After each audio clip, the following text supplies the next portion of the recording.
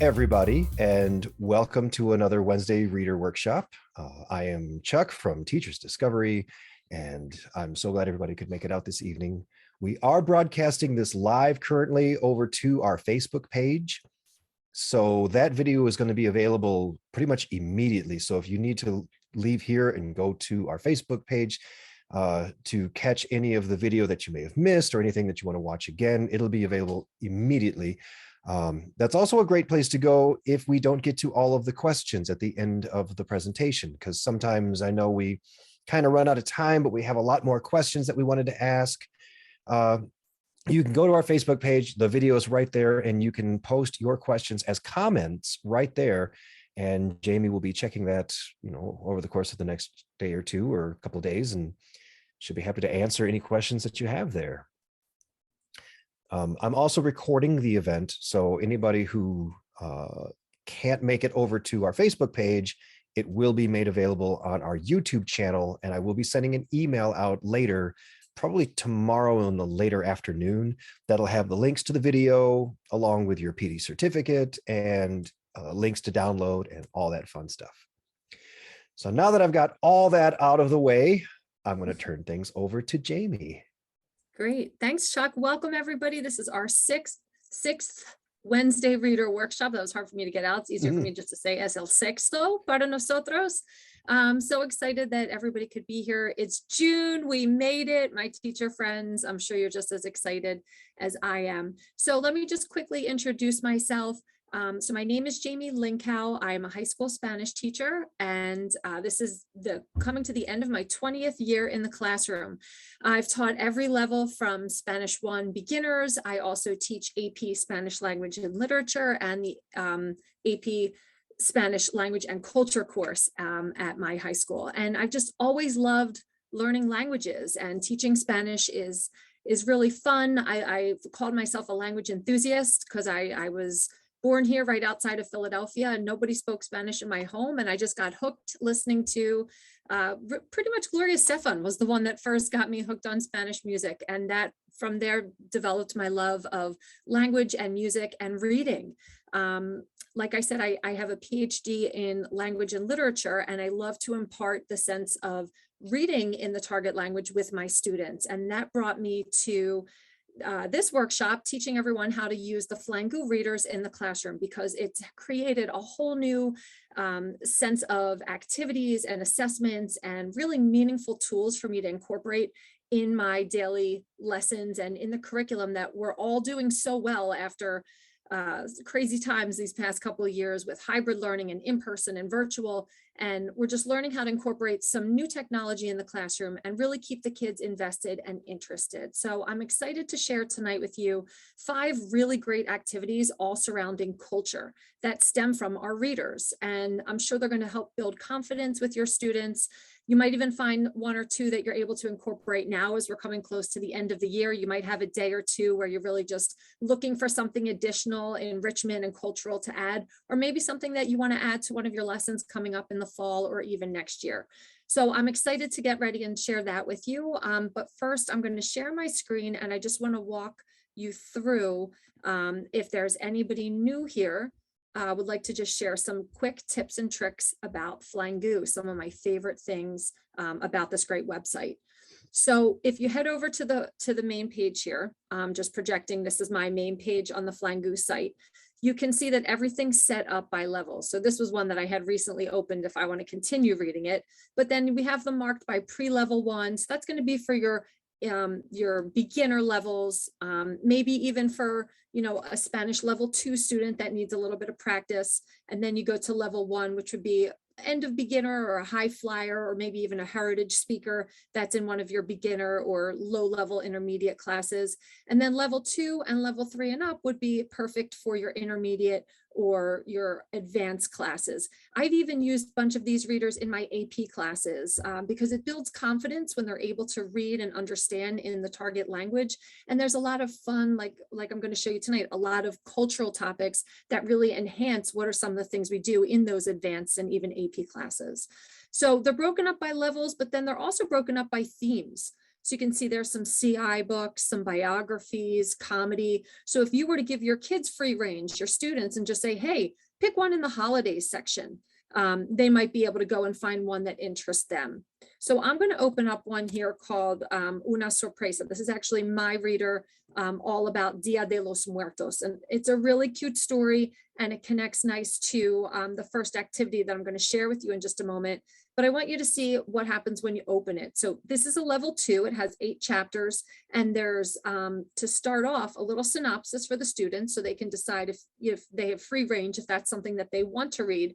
But it also lets you know about the unique words, how many total words there are. So how difficult is this going to be? And then we also have identified what are the tenses. So here you see we have preterite and imperfect. So that's definitely going to be an intermediate student. This would be a little bit more difficult for a beginner or even a beginning intermediate student. I use this text with my Spanish level 3 and 4 in my classroom.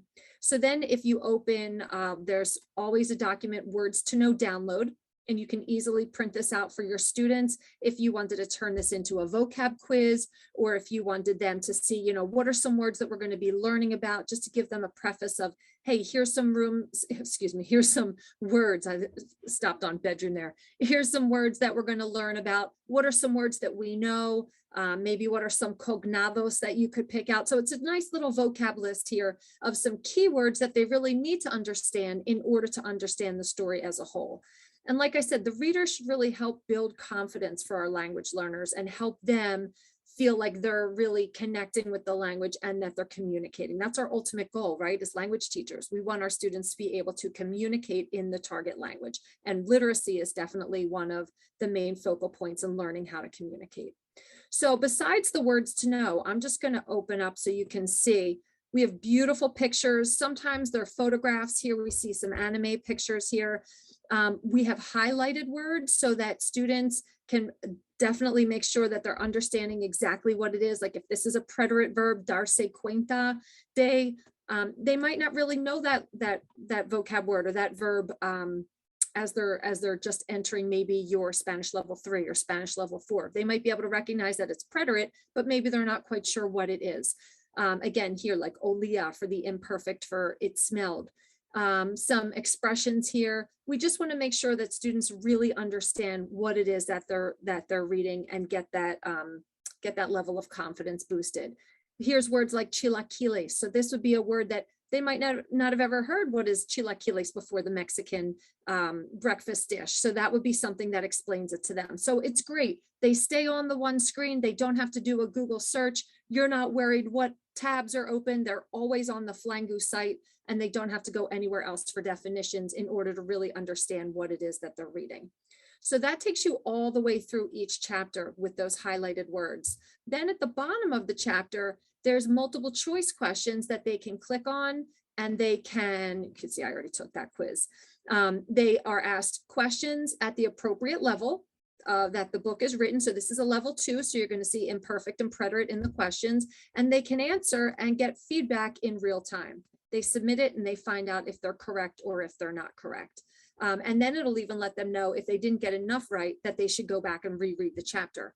You on the teacher's end can see how many chapter questions that they got correct and incorrect. There's a whole guide for you in the back end, so you can keep tabs of that, maybe even give some participation credit. Maybe it's a boost for some palanca, some extra credit, but it's a way to work in that what they're doing is meaningful. And then at the end of the chapters, we have some short answer questions that they could open up as a doc or a PDF, and that would give them some short answer questions that they could work on for comprehension. And you could collect it, you could print it out. Maybe they even want to open it up with Kami and type right on this doc. You could post this in your Google Classroom or Canvas, whatever it is that whatever platform you're using. And you could collect it as a quiz. You could assign it as a homework. It could be an exit ticket, or even a bell ringer or a do now. There's so many ways to incorporate these in your class. My favorite thing, and I say this every time, so pardon me if you've heard this in my other workshops, I love that there's a narrator that reads the story aloud. And I really find this so useful as the teacher and as the student. So you can press here the play button, and you'll hear the narrator speak the story slowly if you'd like, or we have here where you can speed up or slow down. If you click on that button, you can speed up the narrator's voice or slow it down depending on how quickly you want the students to hear it, or if they're speaking along with the reader. If you're reading paragraph by paragraph, maybe you're projecting on your smartboard, there's ways to incorporate this as a read along for the class. And it allows you to take a step back and read along with the students, pause when there's a thought that you want to make, pause when there's a word you might want to question them about, and then the reader picks up again where he or she, because we do have some female readers as well, where he or she left off. So it's a really great tool, and it allows the students as well to go home and listen at home, maybe even read along with the reader. We've had some activities where we've let the students pretend to be the reader. That's a couple workshops ago where we encourage them to be the narrator. So there's a lot of functionality there with that tab as well. So that's one that I always like to point out. So talking about this reader for culture, when we're talking about, for example, Dia de los Muertos, if you want to, I'm going to share with you the first doc here using una sorpresa.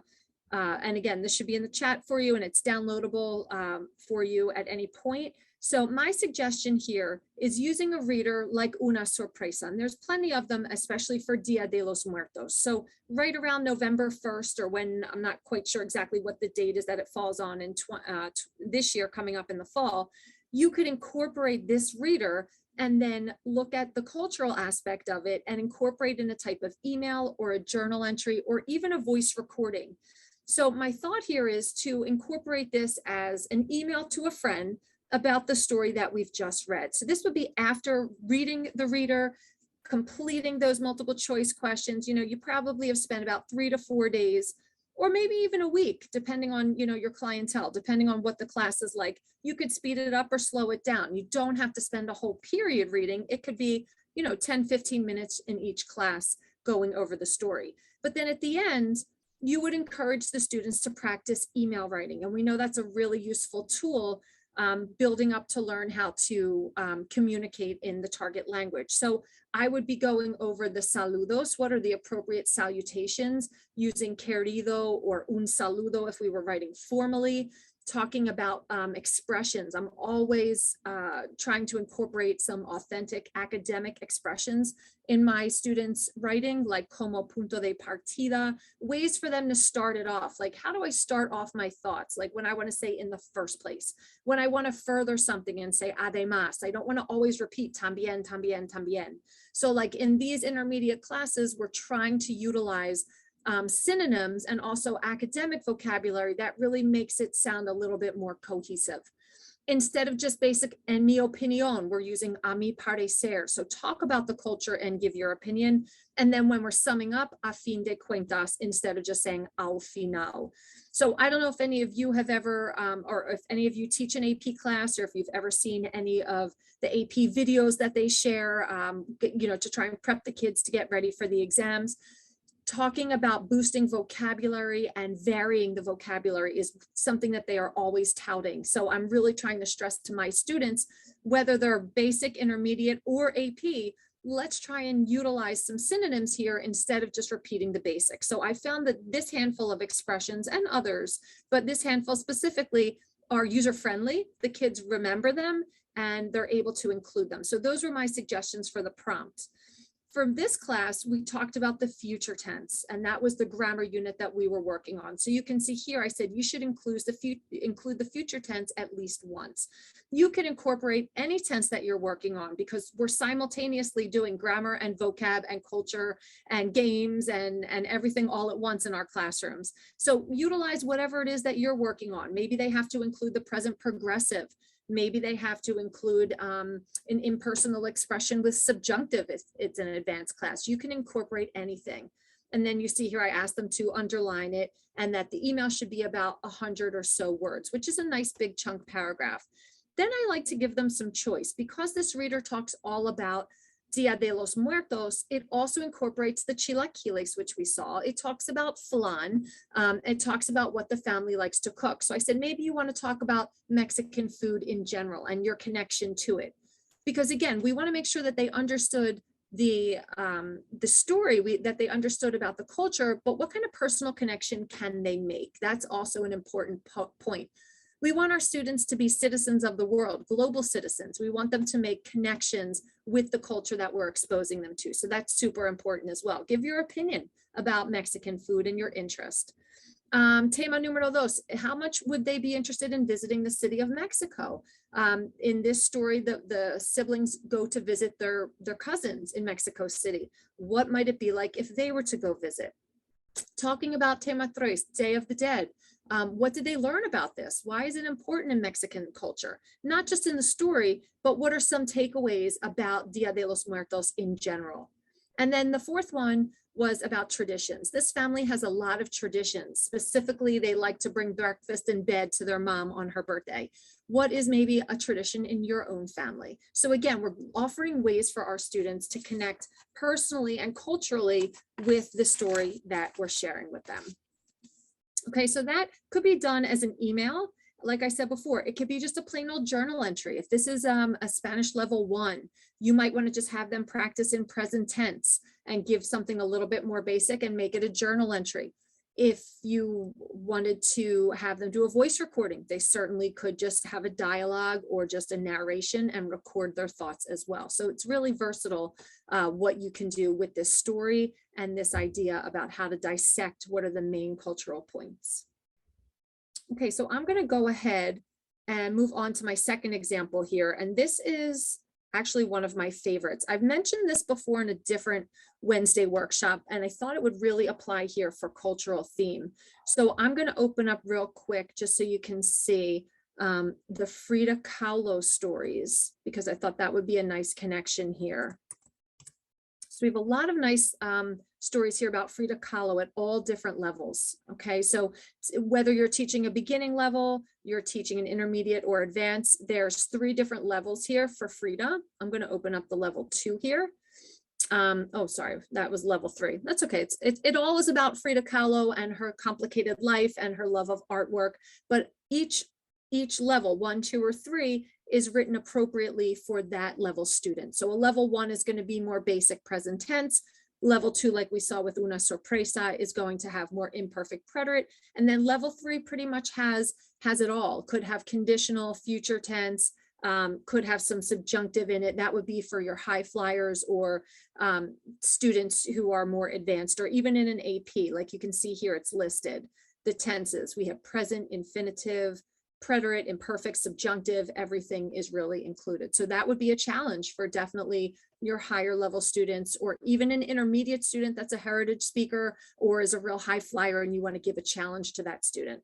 So this is a great book to include. My suggestion here, and this is something that I've done with level 2s and level 3s, is making a script to practice the informal conversation. So in all of our classes, my curriculum gives us these situation cards where students are partnered together and they each have different sides of a dialogue. They're prompted to ask a certain question about the vocabulary unit. The partner B is prompted to respond positively or negatively. It's basically directions for them to have an improvisational dialogue. And it's great. Once they graduate from that and move into the advanced and the AP level, they're practicing for this informal conversation, which they'll have on the AP exam, where they're basically having a conversation with a recorded voice. So I thought actually this was when we were all sent home virtually in 2020, and I really needed to practice with my AP students, and I couldn't see them because at that time, we didn't know how to master Zoom yet. We were just all home, and I was just working with them through Google Classroom. And I was like, how am I going to get them to practice that informal conversation when nobody can actually converse? So I came up with this idea for my students to create the sides of the dialogue without ever being in the same room, and to be able to have the conversation without ever seeing each other. And it really works out great. And it's a nice way for them to practice. And I'm going to show you how I incorporate it. So looking at culture, my thought here was to pick a theme, and I offered you 3 here: customs, Day of the Dead. So depending on when you want to do this, you might want to pick based on when the holiday falls out. We're talking about Las Fallas, Semana Santa, La Tomatina. We have readers on all of those cultural days, and they're really good for you to read through with your class and then incorporate this type of activity. The third one was art day. So I'm going to build off of that, pretending that we read a book on art. So basically your students need to create un esquema. They're going to create an outline that allows 5 exchanges between you, the student, and the partner, the lector. Ultimately, the esquema is going to look like this. So you can see, again, if you teach the AP level or an advanced class, this should look pretty familiar to you. If you have a workbook that's an AP prep book, these are the kind of things that we have pre-recorded, and the students follow this so that they hear a recording from Marta and then they respond of the part that says to. So the first student is creating this dialogue, this outline for the dialogue, and then they're number 3, they're going to record their voice for the prompt and then leave 20 seconds of space for the partner to respond, just like they would on the AP prep, just like they do in your prep workbooks or whatever curriculum that you're using. I put here that they need to say beep and not create some kind of weird noise. One year I had a kid pretending like he was a barking dog, and it just got everybody sidetracked. So I said, when you're ready to allow the partner to respond, just say beep and then be quiet for 20 seconds. So they are practicing allowing that window of time for the partner to respond. Number 4, they're giving instructions for the partner to respond negatively, affirmatively, that the partner needs to ask a question or ask for more information. They're creating the situation cards that they're used to having in class. They're now dictating, okay, I'm going to talk to you about art and I want you to respond negatively. I want you to ask a question. They're giving the directions. Number 5 says, when you finish everything, you can upload the outline and the recording. And I'm going to actually show you this time how I did that on my Canvas platform. So there's an example here. This would be of an initial voice recording. So this would be a student, let's say her name is Marta. She would share this with her partner, and then he or whoever the partner is would follow the outline and the directions as he completes his part of the dialogue. So Marta hands this in. Her theme is art, and you can read through. She talks about what art she likes. Then she prompts you to respond with a question. After 20 seconds, Marta speaks again. She reacts and she asks you another question about Frida Kahlo. 20 seconds for you to respond affirmatively and with detail. So you can read through what the prompts are. All the while, you're listening to Marta. There's 20 seconds of space. You are responding the way she's asking you to, affirmatively, negatively, asking for questions or details, etc.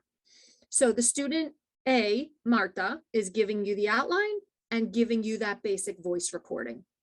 Once you have all of that, I'm going to show you now my actual Canvas page. Okay, so this is my school page here. And you can see, here's the guide.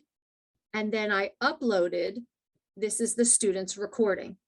And I have it just on a stream for all of my students to access. Okay, here's another one.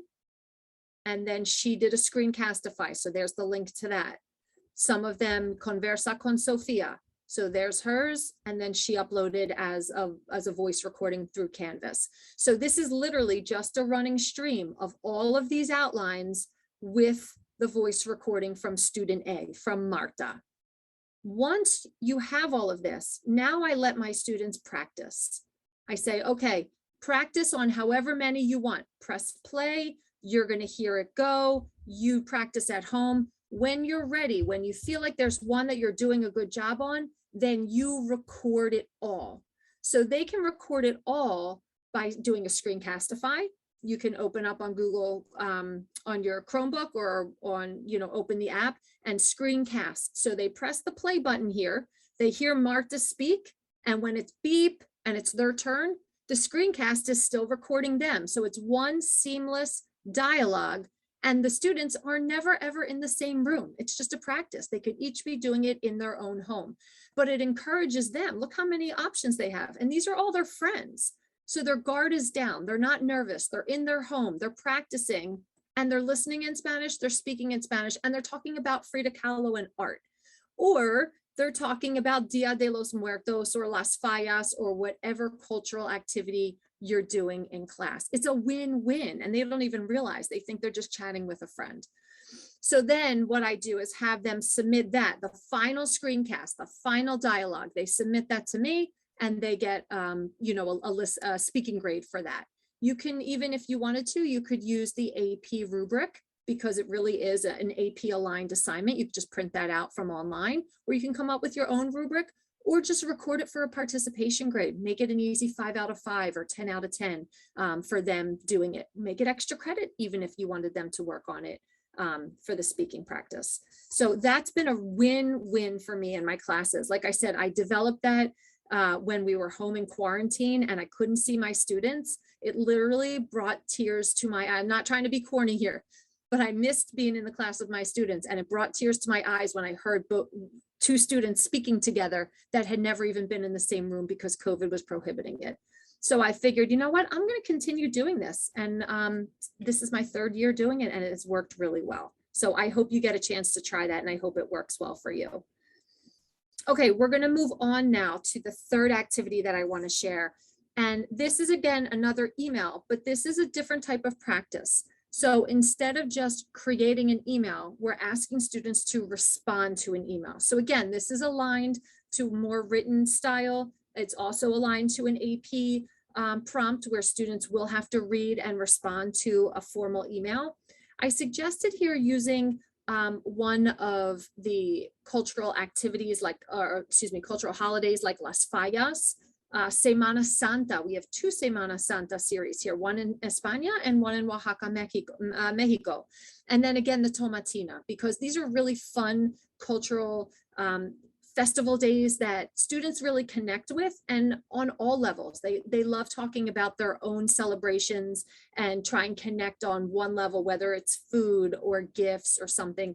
What could they connect with these different topics? And you notice here, like Las Fallas, we have all 3 levels. So whether you're teaching a level 1, 2, or 3, there's a Las Fallas book that is the same content, but the grammar is written differently. It's written specifically at the grammar level of the student you're teaching. So if you're teaching, let's say, a level 1 and a level 3, and you want to really incorporate Las Fallas and you want to do a similar activity, you're not doing double the work for 2 classes. You don't have to prep a second activity. You can do Las Fallas level 1 and Las Fallas level 2 and differentiate to the 2 levels that you teach.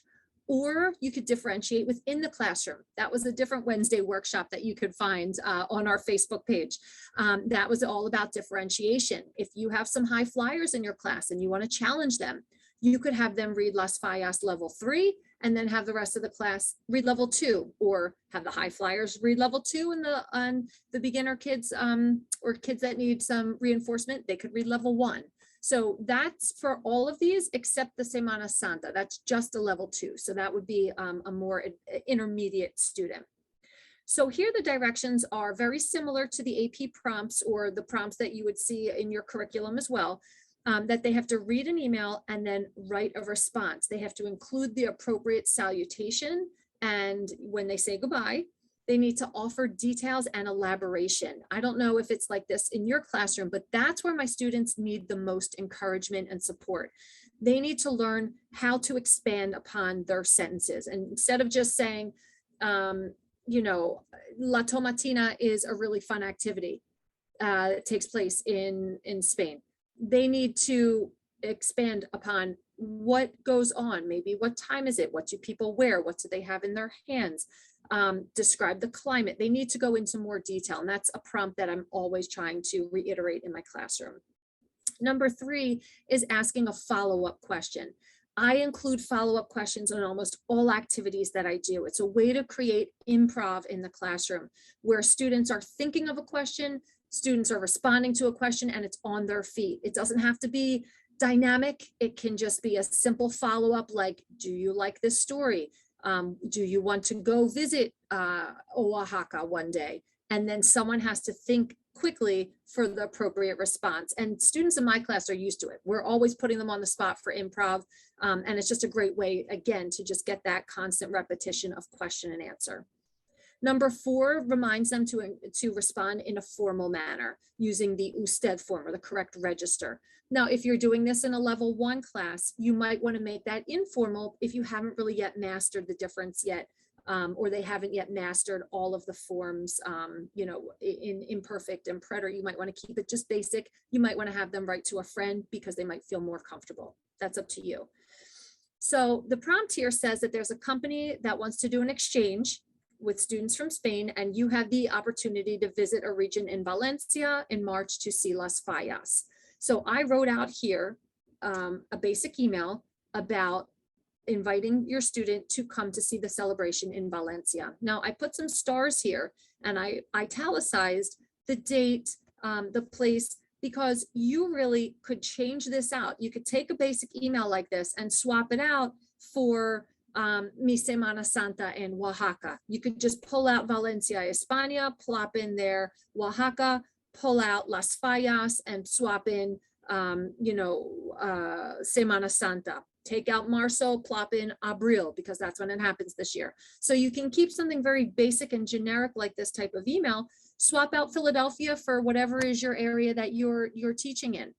And it's just a basic email for the student to practice reading and then respond appropriately. We always call out to the students that they should be aware of the proper salutation, the proper closing, and then how would they respond? So you would obviously pull out my name and put in yours, and they would have to practice writing in the formal, or if it's a basic and you want to make it a friend's name, they would practice responding in the informal. But the important point here is that you see here the questions. The students are practicing responding to the questions, giving some detail, but then also responding with a follow-up question. And we practice what's an appropriate follow-up question for you to ask. You don't want to ask Jamie Lincow if she likes Las Fallas. We don't want to ask the person about their opinion. We want to ask them maybe, how much money does it cost to go on this trip? What type of family would I live with? What kind of clothing should I pack? You want to ask something that requires a response with data, not about the opinion of the person writing. So that's something that students really need support and need prompting on. And this is a great way for them to expand in that area. So like I said, you can substitute any of the cultural topics mentioned above within the email. You could, it's very versatile. Any topic that you're working on, you can write this basic email, use my template here and just plop out, you know, the dates and the places and push in what it is that you are working on, the cultural topic in your class. Okay. All right, we're going to move on to belleza y estética. So beauty and aesthetics is a theme that we spend a lot of time on, and especially in art. So we talked about Frida Kahlo already. We also have Diego Rivera biographies coming, and we have a great book called La Quinceañera de Nayeli, which also talks about a student who's really into art. So I'm just going to show you that one really quick. This is a great story. There's 2 stories with Nayeli, her first job and then her quince. And she has some artwork stolen, but then she finds out it's actually at an art show. It's a great way to work in art, but also have a nice story about what is a quinceañera. So this one does give you a lot of good cultural topics to talk about. So I thought that would be a nice one to connect. If you didn't want to do a Frida Kahlo or a Diego Rivera, that would just be another fiction story. The Nayeli story is a fiction story that kids, well, my students have enjoyed reading. It's a nice, easy read for them. So the thought here is to expand upon their idea of art when you're talking about beauty and aesthetics. So this would be a presentation where they're doing a little outside investigation about another artist or even a designer. This year I opened it up to a designer. I've also opened it up as to an architect. If you didn't want to have students just do plain old visual arts, you can do sculptures. My students have done Botero before. He's so fun. His artwork is amazing. And they've looked at his sculptures and his statues. We've done Remedios Varos and we've looked at surrealism. So there's a lot of different opportunity here to get the kids connected and hooked on the art world and Spanish speakers and their contributions. So I offer them a bunch of different ideas here. And then I say they need to present 3 works of art. Oops, excuse me, I too many down buttons there. They need to present 3 works of art that interest them and give some important information. They also want to explain some important parts about the country where the artist comes from. So this looks like a Google slideshow where they have 3 works of art and a map where they talk about where the artist is from, maybe give a sentence or 2 about biography, but literally it's the work of art on the screen. I'm very emphatic about students not putting a lot of text on the slides that they're presenting. I let them know we all can read. I don't want to read while you're up there presenting. I want you to present to me. Sometimes I've done it as a live presentation where they're standing in front of the classroom. I actually did this when I had a hybrid classroom and I had students at home and students in the class, and I was teaching on my laptop and in front of live kids. And it didn't matter whether the kid was home or in the classroom, they were able to present live. I also gave them the option to pre-record their voice in a Screencastify, but I didn't want a lot of text. I wanted students to really be able to see the picture or the work of art and appreciate it. So that was a prepared either speech or a prepared recording, but each piece of art, each work had to have a follow-up question. And here's where I try and weave in that improv again. I say to the presenter, you need to ask a question just randomly about the piece you're presenting to the class. So it might be, for example, why do you think the sky was painted green here? Why do you think this man is so tall? Do you like this painting? It could be something as simple as that. It has to be in the target language, some type of question. I have a list of all my students, or I actually have cards, whatever, some people have popsicle sticks, whatever works for you. And I randomly call on a handful of students to answer it. So it's improv, and it's great because the students have to pay attention. They're listening for when their name is called. If I said to them, if you're not sure what they said, you can always ask, repite por favor, or no entiendo la pregunta. Even if you don't understand, or even if you don't know, you're practicing responding appropriately in Spanish. Because if someone comes up to you while you're backpacking through, Costa Rica, and they ask you for where is a certain store and you don't know, you're going to have to respond appropriately with, no sé hablar español, or no sé dónde está. So they need to practice with just Spanish coming out of their mouth. And in the beginning, that's what they start off with. No sé, no, repite por favor. But then once we do this improv, this follow-up question throughout the year, man, by the end, they're raising their hand to answer the questions. Like they're excited and they're confident. And all of these activities are really building confidence in our classroom. So I really enjoy that follow-up question. And again, it gets the class engaged. You don't want to be sitting there listening, presentation after presentation, especially for the kid in the back who really doesn't like art. What are they going to do the whole time someone's presenting? This keeps them engaged and it allows them to offer their opinion. So let them say they don't like it. Let them say they don't like that the sky is green. It should really be blue. Awesome. Tell me in Spanish and you got an A for the day. So again, just another way to get in some dialogue. So I have here for your consideration a suggested rubric. This is how I would grade it. And you would assign whatever point values you feel is worth. And you can see here if it's organized. Again, this is all based on what is the AP suggestion for a formal presentation.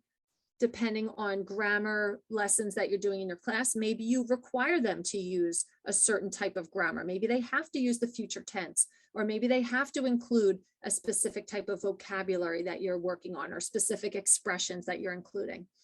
Under the fluency, you can see here it's in bold, presenting in front of class and not reading. I deduct points for students that get up there with paragraphs.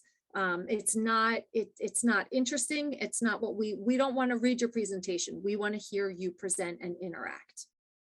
Okay, and again, there's that more academic language here, variety of simple, compound, and some complex sentences. If you're doing this in a level 2 or even a basic level 1, you might want to remove that or alter it. Again, this is all versatile for you to change depending on what you see fit in your classrooms.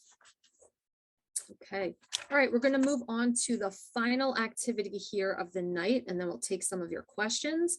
So this connects with the theme of identidad pública y privada, and I thought it would be cool to do an activity on historical fiction. So we have a lot of great biographies. We have, like we've mentioned, Frida and Diego. We have sports. We have different soccer players, basketball players. We have a lot of great readers that are all biographies, but we also have some takes on some historical figures like Don Quixote, like El Cid. We have some indigenous voices as well here with Ictan, La Leyenda de, I'm not even going to attempt Popocatépetl. It's definitely a hard one to say, but if you play that narrator button, that man reads it perfectly. So if you're going to do that one, the narrator will surely help you pronounce that, because I butcher it every time. Rival is a really good one, all about the reconquest of Spain. It's all the way back in, like, around 1492, when Spain was reconquered, in La Reconquista. That's really an interesting read. I like that one. So this is something where you can give students choice. You can let them pick, what historical figure is interesting to you. They can go to Flangoo, like if they type in Don Quixote, if they've never heard of who that is, you can just search for it here. And then there's a couple levels you could assign them. They could just read the synopsis here. What is this about? And then decide, which one do I want to work on? So they're going to read one of them from the Flangoo site that connects to a historical figure or literary character. They'll answer some chapter questions. And the ultimate thing here again is a type of slideshow that's going to address these prompts. So they're talking about the protagonist. They're describing the personality. They're talking about their public identity. How do others perceive that protagonist? Number 3, they're talking about what is the problem? What happens? Why does this problem happen and how is it resolved? And then number 4, what will the future be for this person? So I've included the future tense for number 4 with será, but you can make that a little bit more basic and use the irá plus infinitive that we talk about in, Spanish level 1. ¿Qué va a pasar para Don Quixote? ¿Qué va a pasar a Sancho? ¿Qué piensas tú? ¿Cuál es tu opinión? You could certainly make this more for a level 1 or a review for an intermediate student as well. So these questions could be altered in degree of difficulty. You might want to make it in the past tense, describe what happened, and have students practice with imperfect and preterite. I just did that with my Spanish level 3s. We just finished our study of imperfect and preterite, and that was the goal here, was for them to talk about everything in the past tense. So that worked out really nicely for them, and I outlined specific grammar usage that I wanted them to do. So like I said, this is versatile. You can beef it up, you can skim it down, whatever works with the grammar unit that you're using at the moment. So the requirement here would be for them to answer some of those chapter questions. You can omit that. You could beef it up if you want. You might have them let you know how many correct, or you could check in the back end of the Flangoo site as a teacher and find out how many they've gotten correct. They need the slides here with the title, slides that answer each question that's very clearly outlined above. And then I give them some helpful tips here that they should really have 3 to 4 sentences in length. That was for my Spanish level 3. If this was a level 4 or 5, that would certainly increase to 5 or 6, or maybe even 7 or 8 sentences, depending upon the level of the student in the classroom.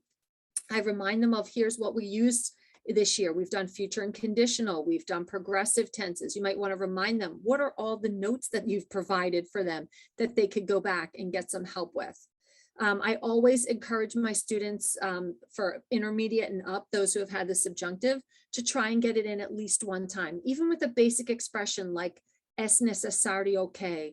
We practice also with ojalá que plus the subjunctive, anything just to really try and make it sound more academic and try and boost that grammar usage there. The slide should have a picture in number 4. And then I also ask them to record them reading the text. I do this for a couple reasons. I say that they can screencastify it, but it forces them to, first off, read what it is that they wrote. And when they're reading it out loud, maybe they're going to find a mistake. Maybe they're going to find that it doesn't quite make sense. They're not sure what they're reading. It's going to force them to go back and edit. The second thing is the fact that they're recording it and turning it in. Most students are going to read it a couple times before they actually record it and submit it to you, which means they're pronouncing at home. They're going home and they're practicing their pronunciation, and then you can give them some clear feedback. So I like to do that because it forces them to actually go home and speak in Spanish. I have a rubric here for you that you could assign point values for what it is that you want them to include. Obviously, you can change any of this. If you're not using subjunctive and maybe you're using imperfect preterite, you could swap that out.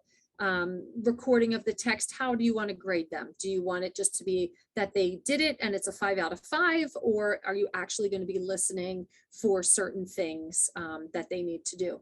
You could also have this become a partner activity. You could extend this and have the partner listen to the recording and maybe ask a follow-up question to the student. And that would just bring everything full circle, wouldn't it? That would be great, actually. I like that idea. Okay, so that really takes us to the end of the 5 lessons I wanted to present to all of you. So I think we can open it up for some questions.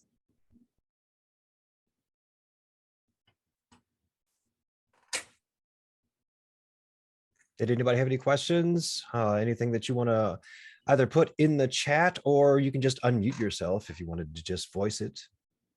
Okay, the question that I have is about the questions, the follow-up questions. It's usually in the target language, right? To be in Spanish, but sometimes the kids doesn't have the level to ask the question in Spanish. Would that be okay if they say it in English at the beginning until they really know, or it usually should be in Spanish? So is this for the follow-up questions that you're talking about? Yes. So I think it depends on your students. I think it depends on their level of comfort. If this is a beginning class and you just are trying to get them interested and invested, I think I would allow some in English, but I would encourage, or I would then respond with what that question sounds like in Spanish and ask them to repeat it after me.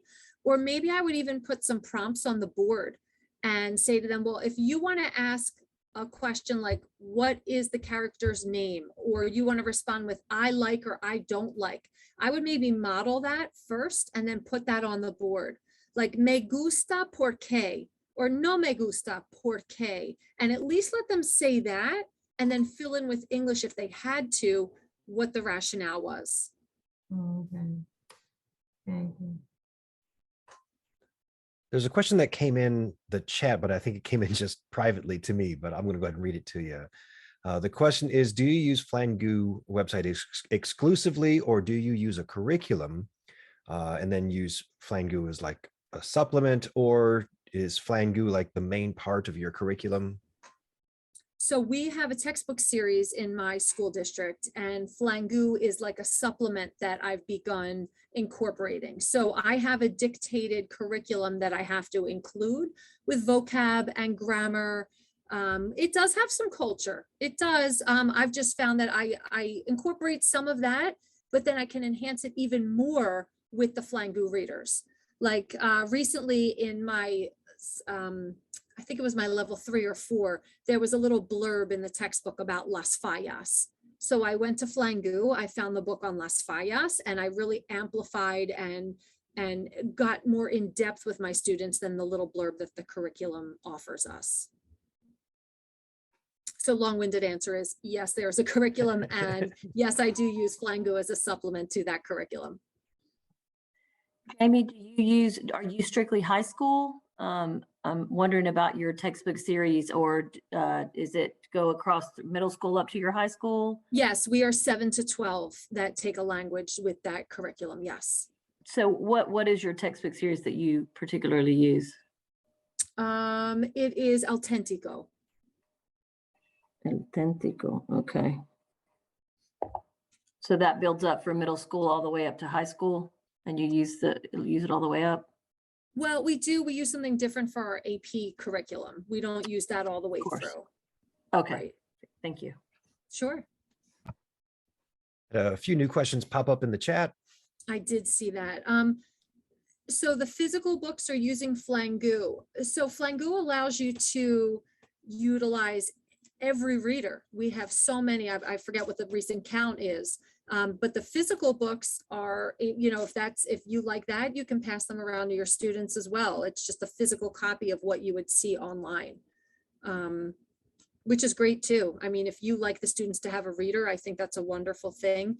There's also teacher editions to those books that you could purchase that with additional activities, additional quizzes and tests in it, like a real thick book that you could, like, if you're set on, you really want to do, you know, una sorpresa, you could purchase a set of readers for your class. You could purchase the teacher's edition and really have a full, you know, in-depth unit that you could incorporate in your classroom.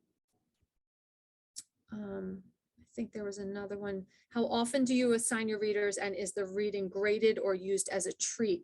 So I would say both. I try and do put the readers in as often as possible. It really depends on the class. And it depends on the time that I have, because sometimes, I'm sure like all of you will have like a random day and you might be between units, like you just finished, took the chapter test on a Thursday. You really don't want to start the new unit on Friday, but you know you got to get started Monday or Tuesday of the next week because the quarter's coming to an end. So you might have a day and a half.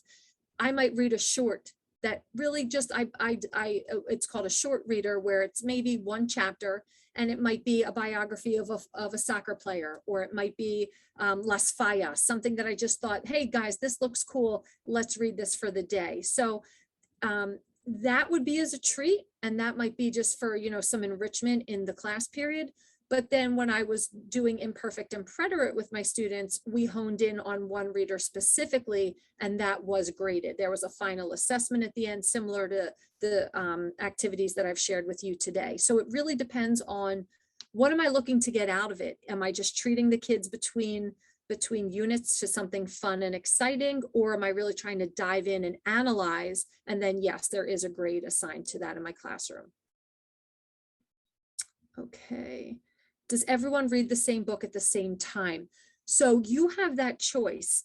If it's a class where you have some students that need a lot of reinforcement, and you have some students that are really accelerated and are bored, you can differentiate within your class and still keep it all the same. For example, we have some graphic novels that are levels 1, 2, and 3. Kids love reading that. But if you need to really support some of those students and reinforce and review, you might want them to read a level 1, where in the same class, a student's really accelerating, they might read a level 2 or even a level 3. Let's say you have a heritage speaker in your class that really can already read very well. You might have them read a level 3. Everybody's reading the same content, so you don't have to plan 2 lessons. Everybody's reading the same Wonder Woman graphic novel, but they're reading at the level that they need. So I think that's the easiest, is if you picked a reader that really allowed you to differentiate and facilitate all of the students in your classroom at the same time. It's less work for you. And it's easier for them because they're gaining confidence at the level in which they need to read. I hope that answer helps. Jamie, sorry. To piggyback on that, so basically it is the exact same material. Yes. Does it just have more complex language for like the heritage speakers? Okay. Yes, so it's the same. It is the Wonder Woman story, which actually is a really good one. It's one of my favorites of the graphic novels. And it's the same story that happens. So you can even privately assign level 1 to the students that need it, and level 3 to those students that need to be challenged. And they could be talking with each other. They can be doing partner activities. They'll never know that they're reading different levels and they're talking about the same story, which makes it really nice. Are there several of the readers that are like that, where you can choose? Oh, awesome. Yes, there's a lot of them like that, which is really helpful for us, because you don't want to be prepping 2 readers for the same class. That's a lot of additional work on you. And also, I wanted to mention the multiple choice questions and the chapter questions. They are also written for that appropriate level. So if you have a student doing a level 1, his or her multiple choice questions will be written for a level 1 student, whereas the level 3 student will be getting the questions at the level 3. So everything is aligned. And are these all CI books, or they're not? No. Not all, some. Okay. There's a fair number from that are, and I think there's even a category called comprehensible input, and like all those books are definitively CI. The others were not written with CI in mind. But there's a fair number of them that are. Okay, thank you. All right, I'm just going to keep plugging away on these questions if that's okay. There's a bunch that just popped up. Yeah. Does Flangoo have short stories or long stories book? They have both. They have everything. They have these shorts, which is like I said, like the treat, like a one day. They have some short stories that are 6 chapters. They have some that are 10 chapters. So it's really up to you how much time you have that and you're able to invest. Do you have the kids read aloud during class? How do you work that? So yeah, sometimes I do. Sometimes I'll have them work with a partner and they'll take turns reading. Sometimes I'll start reading. A lot of times I'll have the narrator read, or I'll ask them to sit. Maybe we have a nice long corridor where we have students sit outside, or sometimes we'll actually go outside and I'll have them partner off and listen and read with the narrator. So it depends on how willing the students are to read aloud. I do like them to work on that. And it's also nice if they're reading independently to read along with the narrator, because that only helps their pronunciation. I mean, specifically for myself, I sang along with Gloria Estefan, like I mentioned before. I sang along with Mark Anthony, all of my songs, and that's really how I helped my pronunciation before I was able to study abroad. So I think if they read along with the narrator, that definitely helps as well. Somebody has a hand raised. Go ahead. Yeah, I saw that. Yeah, that's me. Thank you.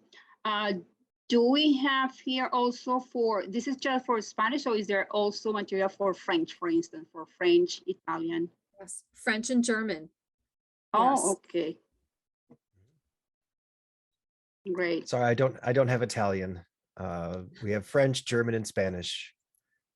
Okay, good.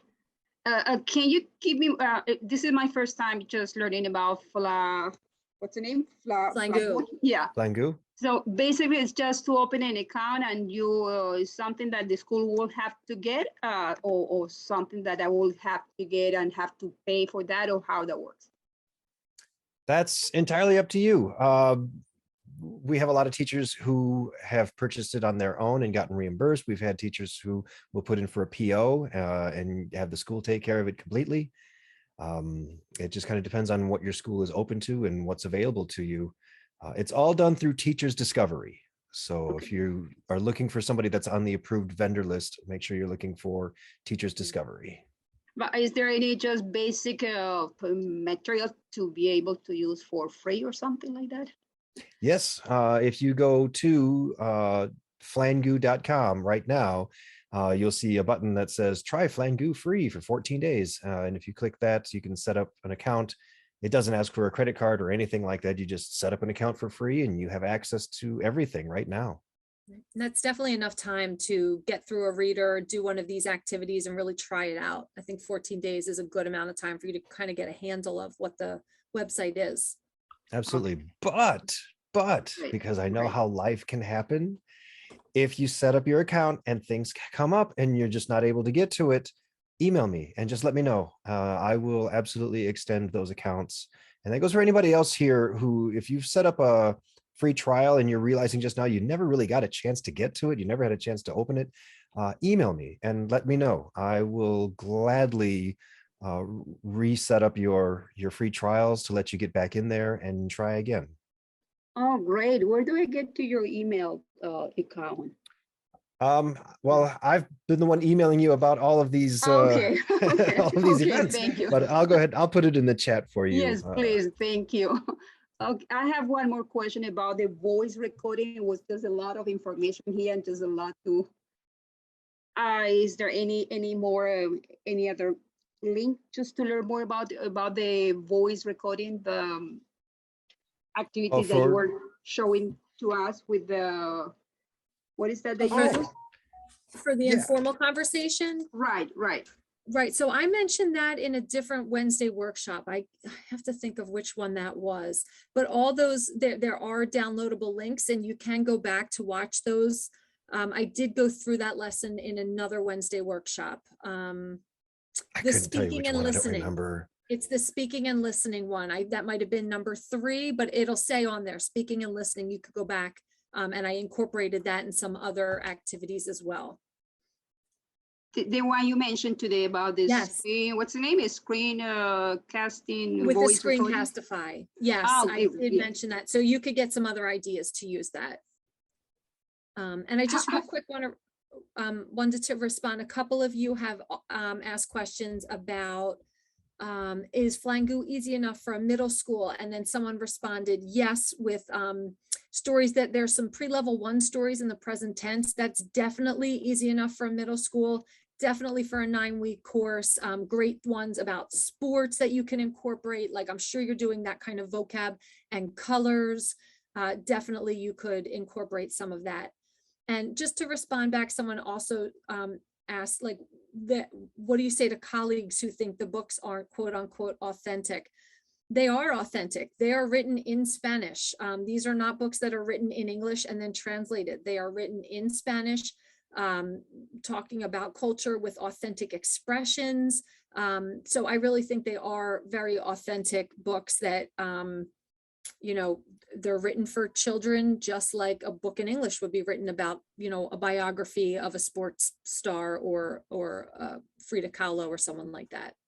That's actually good to know, even for the comics, because those comic books, I know those are based off of, you know, they were originally released in English by DC Comics. And then, you know, we got licensed to have certain chapters and we made them available.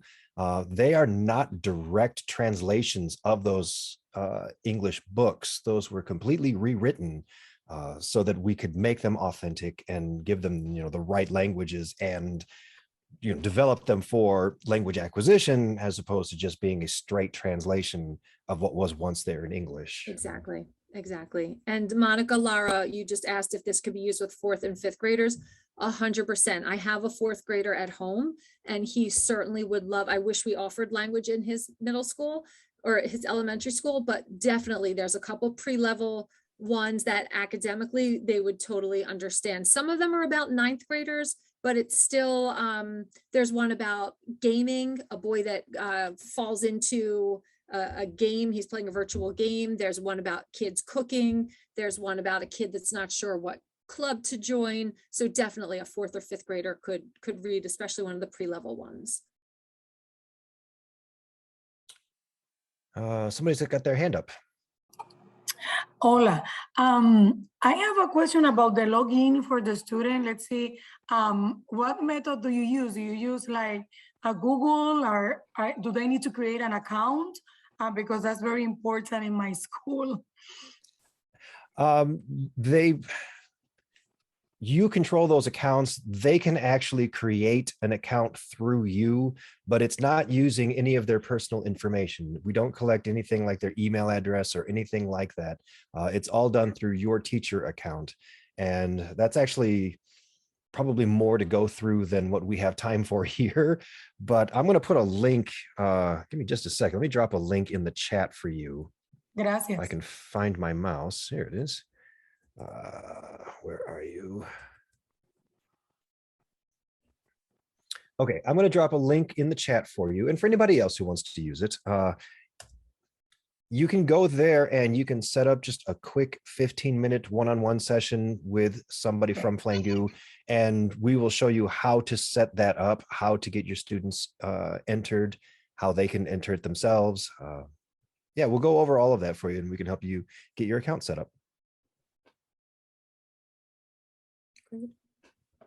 You're welcome. And Jamie, it's actually 8 o'clock. I think we've reached the end. This is great. Thank you for all your questions and feedback. Please, if we didn't get to your question or you still have another question, feel free to post it and I will certainly respond to you. Absolutely. Remember, this video is available right now on our Facebook page. You can just go to facebook.com and look up Teachers Discovery, or see if I can find it real quick. Facebook. Oh yeah, there it is. Look at that. Facebook.com. There we are, Teachers Discovery. You can go right here to our Facebook page. The video is available right now. If you leave your questions as comments, we'll be able to get to those over the next couple of days. Thank you, everybody, for being here. Jamie, thank you so much for doing this again with us. It was great. It was a lot of fun tonight. Thanks for everybody for your questions, comments. Yeah, and thanks for such a wonderful turnout today too. So everybody have a wonderful, wonderful evening, and we will see you at the next event. Flangoo.com